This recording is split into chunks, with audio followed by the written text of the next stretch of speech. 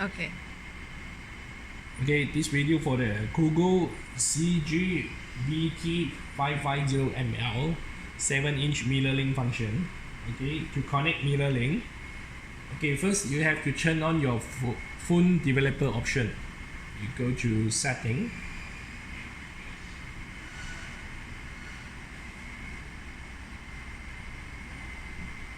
about phone, okay, build number. You have to long press more than 7 times to active developer option. Go to additional setting. This sample is for Oppo R9s.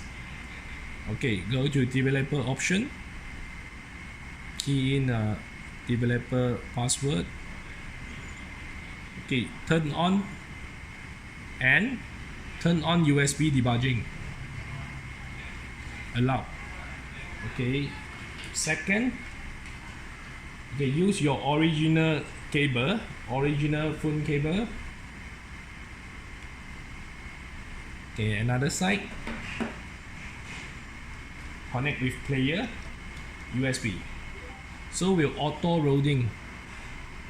Okay, turn around, allow USB debugging, screen will mirror link. So two-way control for Android phone.